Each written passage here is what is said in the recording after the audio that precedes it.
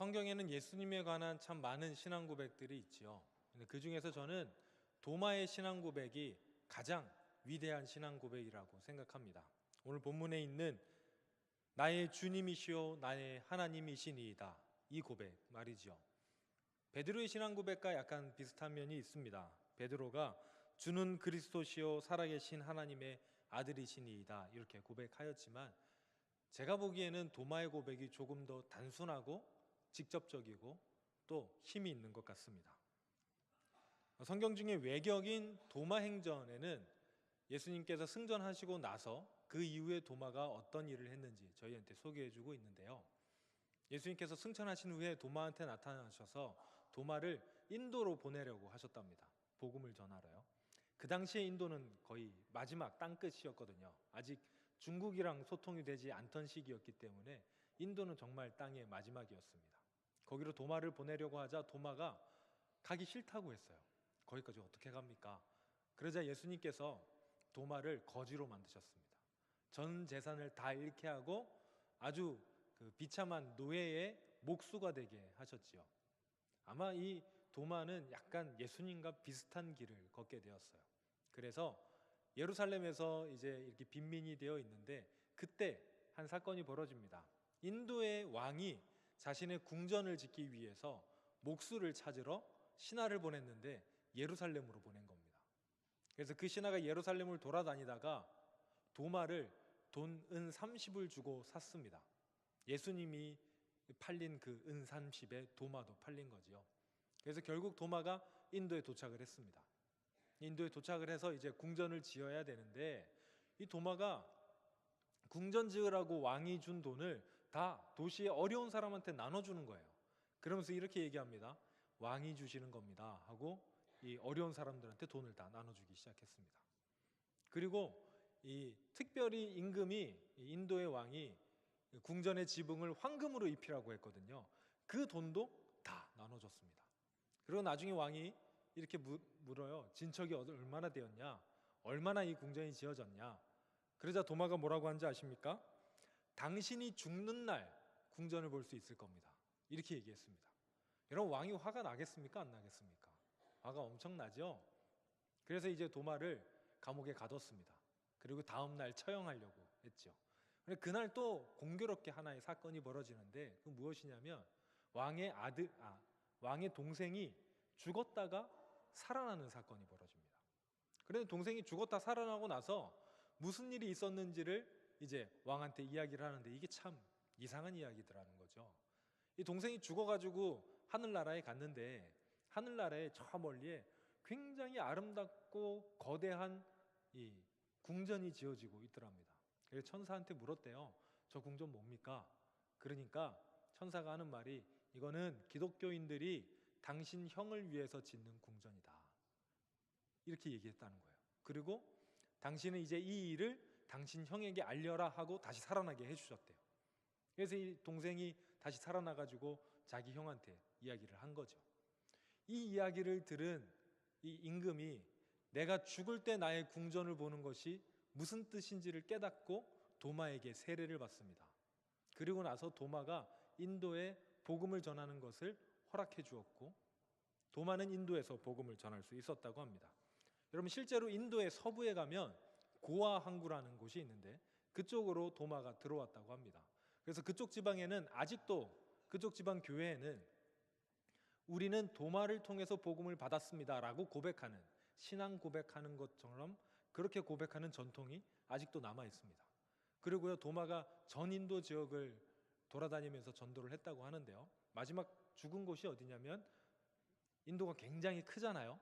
서해안으로 들어가서 동해안까지 가서 동해안에 마드라스라는 곳이 있습니다. 거기에 보면 도마가 순교한 그 자리에 도마 교회가 지어져 있어요. 그리고 이 인도 전역에 도마가 거쳐갔다는 곳마다 어떤 데는 반석을 쳐서 물을 냈다는 곳, 어떤 데는 예수님처럼 먹을 것을 나눠줬다는 곳, 어떤 데는 죽은 자를 살려냈다는 곳들이 곳곳이 관광 지역처럼 남아 있습니다. 이렇게 도마가 처음에는 그러지 않았지만 믿음과 능력의 종이 되었고, 특별히 천국에 지어지는 궁전을 믿음으로 바라보는 믿음의 종이었습니다. 그런데 여러분 아시지 않습니까? 도마가 처음부터 이 믿음의 종이었습니까? 그렇지 않지요. 예수님께서 십자가 위에 달려서 힘없이 돌아가시던 그때 그 예수님을 뒤로하고 도망치던 제자들, 그 속에 도마도 있었습니다. 그때 제자들은 겁에 질려 있었을 겁니다. 예수님이 돌아가시고 무덤에 묻히시고 그때 겁에 질려서 어떡하지? 어떤 제자는 방구석에 쭈그리고 앉아서 한숨만 푹푹 내쉬고 있었을 수도 있고요. 어떤 제자는 앞으로 우리가 어떻게 해야 죽지 않을까 고민하면서 다른 사람들을 만나러 다니는 제자들도 있었을 것이고 그렇게 했을 겁니다. 그런데 그때 예수님께서 제자들에게 나타나셨습니다. 부활의 소식이 들리고 예수님이 제자들에게 나타나셔서 내가 살아났다라는 것을 이야기해 주셨죠. 여러분 이때 제자들의 반응이 어땠을까요? 제자들은 이제 슬픔이 기쁨으로 변했습니다. 이 제자들은 막 예수님에 대해서 얘기했을 거예요. 예수님의 음성이 어떻게 얘기했는지, 예수님 키가 좀 더 크신 것 같더라, 뭐 이런 얘기들을 막 했을 겁니다. 그런데 그 자리에 도마가 없었습니다. 도마는 그 기쁨의 자리에 참석하지를 못했죠. 그래서 도마가 다시 왔을 때 제자들이 도마한테 얘기하지 않았겠습니까? 예수님께서 살아나셨다, 우리한테 오셨다. 도마가 뭐라고 그랬습니까? 못 믿겠다. 난 그것을 못 믿겠다. 이렇게 얘기하였습니다. 왜 못 믿었을까요? 왜 도마는 그것을 믿지 못했을까요? 아마도 도마는 좀 이성적인 사람이었던 것 같습니다. 객관적인 증거가 없으면 믿지 못하는 사람이었을 것 같아요.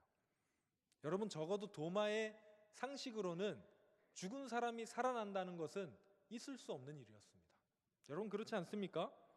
더군다나 예수님께서 자신의 눈앞에서 돌아가셨어요. 그냥 죽으신 것이 아니라 그 시신을 끌어다가 안장하는 것까지 보았습니다. 또 예수님이 누구에게 돌아가셨습니까?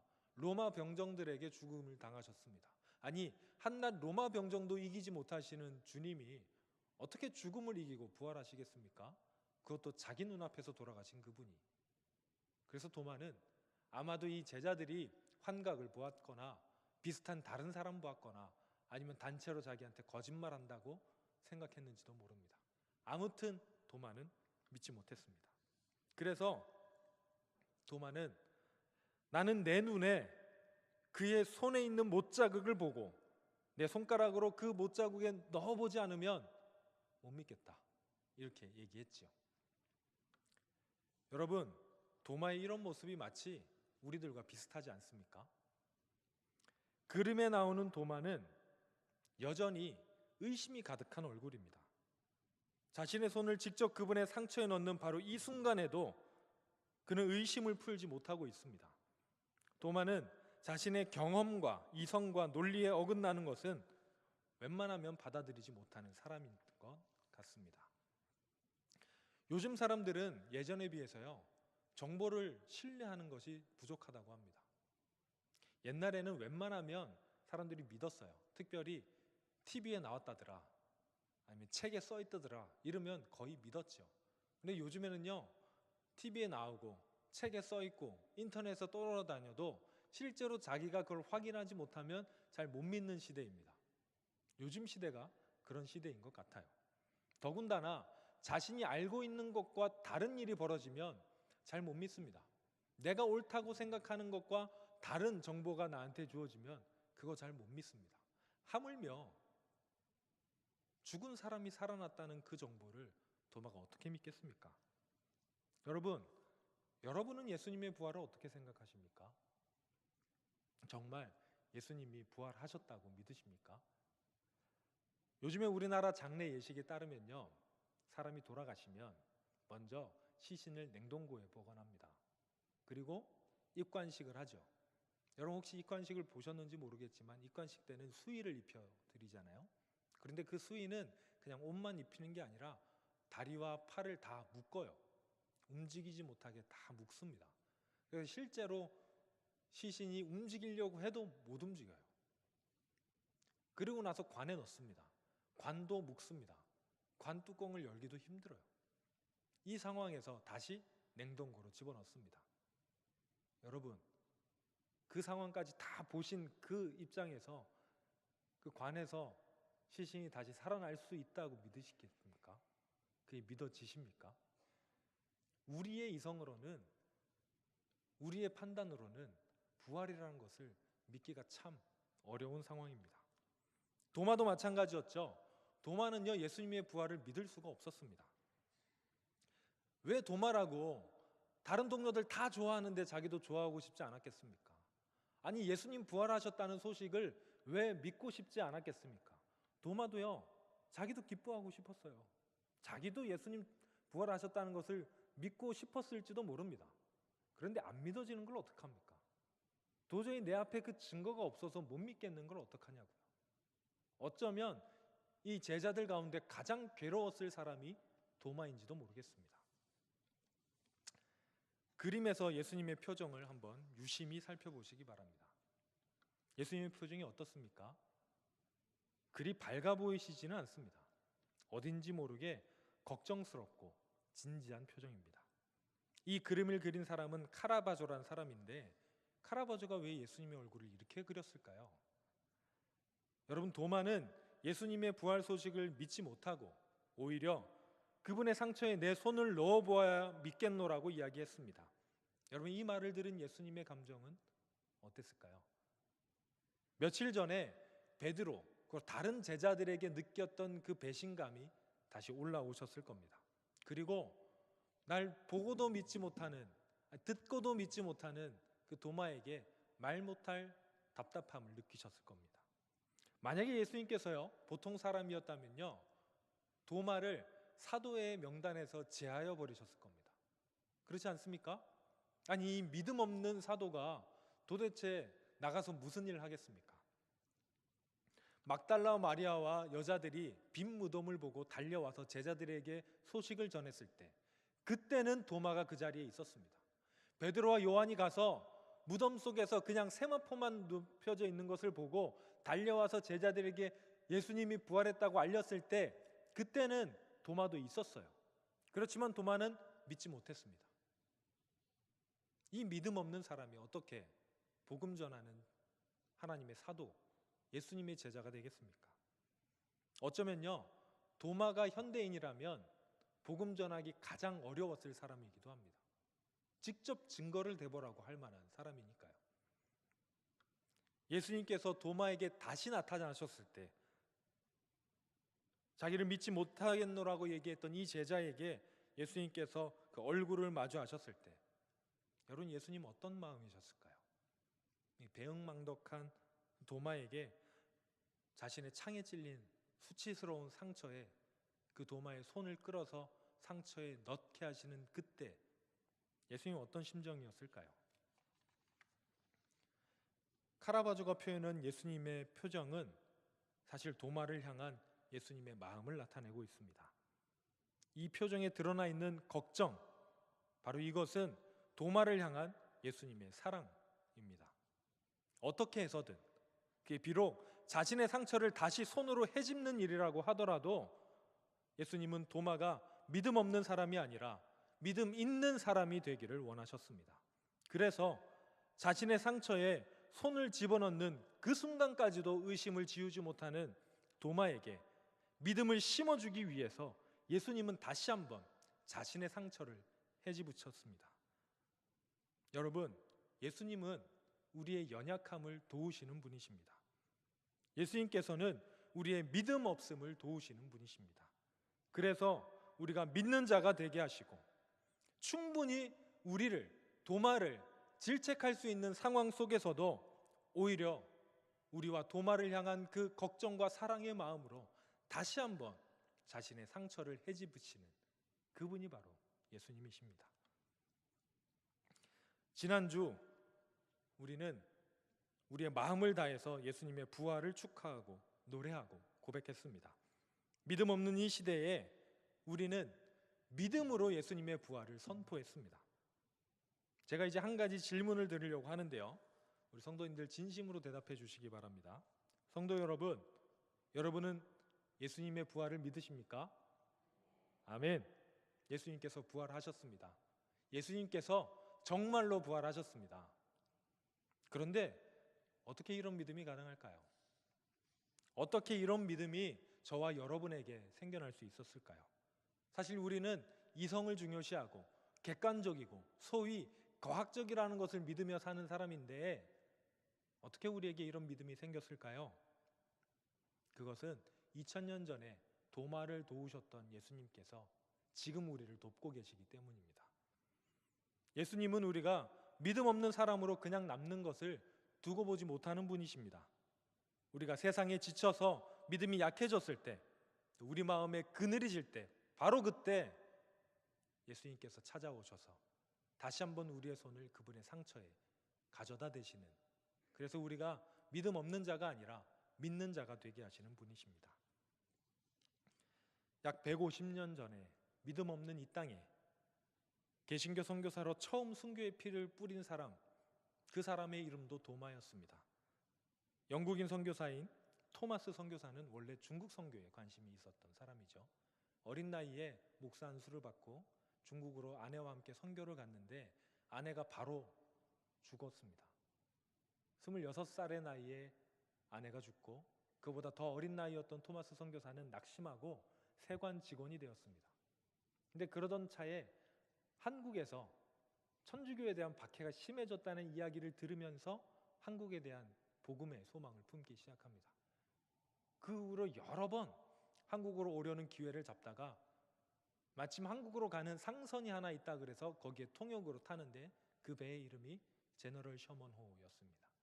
대동강을 따라 올라가서 평양 앞까지 진출한 제너럴 셔먼호는 토마스의 의지와는 다르게 무력으로 강제로 수교를 맺으려고 하다가 결국 전투가 벌어지고 그 배에 타고 있던 모든 사람이 죽는 일이 벌어지죠. 토마스 선교사도 그때 다른 사람들과 같이 성경 mol권을 품에 안고 무트로 뛰어듭니다. 그런데 토마스 선교사가 마지막으로 런던 선교회에 보낸 편지에는 이렇게 되어 있습니다. 나는 상당 분량의 책들과 성경을 가지고 떠납니다. 조선 사람들에게 환영받을 생각에 가슴이 부풉니다. 이렇게 편지하고 떠났습니다. 그런데 토마스 선교사를 기다리고 있던 것은 환영하는 사람들이 아니라 그를 죽이기 위해서 내려치는 칼날이었죠. 물에서 무트로 올라오자마자 토마스 선교사는 박충권이라는 사람의 칼에 죽음을 당합니다. 죽는 그 순간 토마스 선교사님은 박충권에게 성경책을 한 권 주지만 거절당하죠. 그리고 성경책을 뿌리면서 죽임을 당합니다. 그런데 이 박충권이라는 사람이 그 당시에는 받지 않았는데 나중에 집에 돌아갈 때 그 성경책 중에 한 권을 가지고 들어가죠. 그래서 그것을 정독하고 믿음이 생겨서 복음을 받아들이고 후에 안주교회의 영수가 됩니다. 그리고 이제 구경꾼들이 많았었는데 구경꾼들 중에 최치량이라는 12살짜리 소년이 있었죠. 이 친구가 성경 3권을 가지고 집으로 갑니다. 그런데 그 3권을 가지고 집으로 간 것 때문에 겁이 나서 그 중에 한 권을 영주 문사였던 박영식에게 주죠. 근데 이 사람은 읽지 않고 그냥 뜯어서 벽지로 사용합니다. 그 벽지가 발려있던 그 집이 후에 평양의 최초의 교회인 널다리골 예배당이 됩니다. 그리고 그 집에 박영식 그 집에 아까 얘기했던 그 칼로 토마스 선교사를 죽였던 박충권의 조카가 이 집에 잠깐 머무는데 그 조카가 그 벽지에 바른 성경을 읽고 회심하여서 후에 성경을 한국어로 번역하는 성경 번역위원이 되어서 크게 활약합니다. 이처럼 수많은 세월을 건너뛰어서 또 한 명의 도마가 믿음 없는 한국에 믿음을 전해주게 됩니다. 그래서 한국교회사를 쓴 김인수 교수님은 토마스의 순교의 피가 한국교회의 초석이 되었다라고 평가를 하지요.